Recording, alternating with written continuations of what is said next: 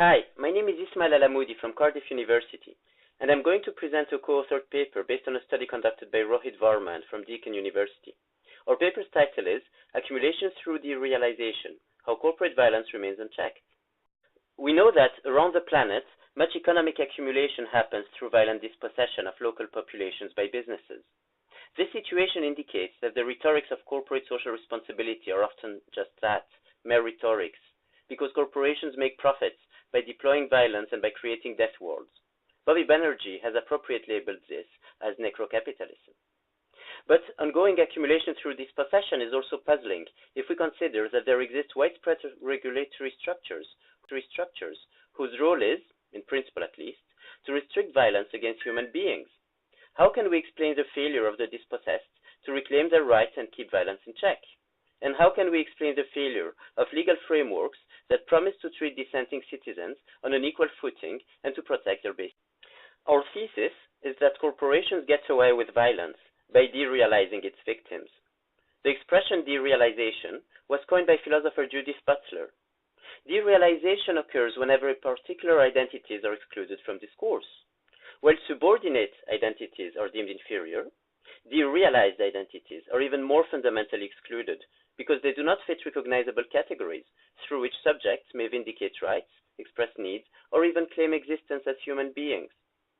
Derealization is in itself an act of violence, operating at the systemic and symbolic level by negating, criminalizing, or pathologizing unrecognizable identities.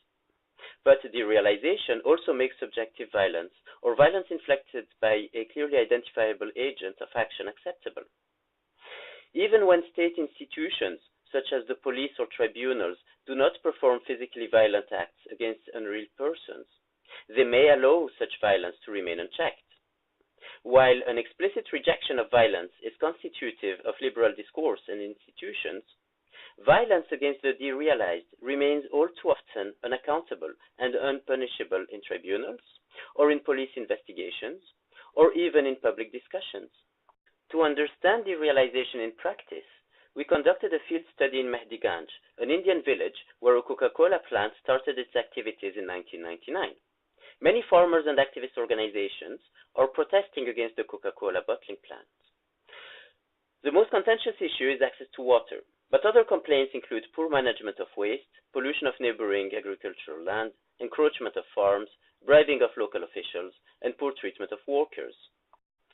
Farmers, workers, and activists have attempted to contest Coca-Cola's violence by appealing to tribunals and by attempting to discredit Coca-Cola's image.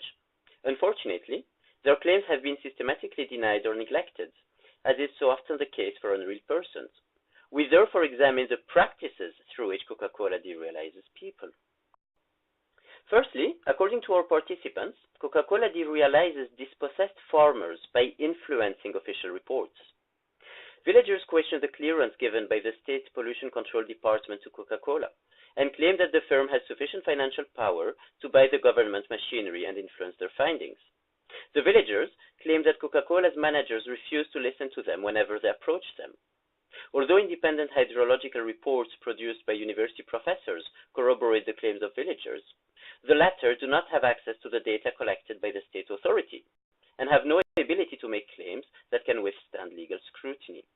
Secondly, Coca-Cola derealizes workers by keeping them under a continuous threat of the sack.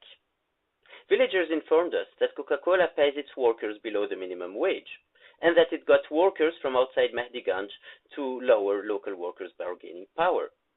Villagers further recalled that when an attempt was made to form a union by some of the workers, Coca-Cola fired them and got workers from outside as replacements. Workers claim that Coca-Cola overlooks this legal responsibility, while state officials continue to ignore violations. And under the threat of losing their jobs, workers have no choice but to maintain silence on the violence they face from Coca-Cola. Thirdly, Coca-Cola derealizes citizens by bypassing local councils, also known as panchayats. These subaltern groups in Mehdiganj complained their access to local councils and their ability to mobilize support were limited. Several participants told us that the panchayat in Mehdiganj refused to register their complaints against Coca-Cola. They claimed that Coca-Cola regularly bribed the pradhan and other members of the panchayats. We also found that certain segments of the village are without any voice mechanism. These groups, typically comprising women and lower caste groups, believe that a patriarchal and caste-based system disenfranchises and silences them.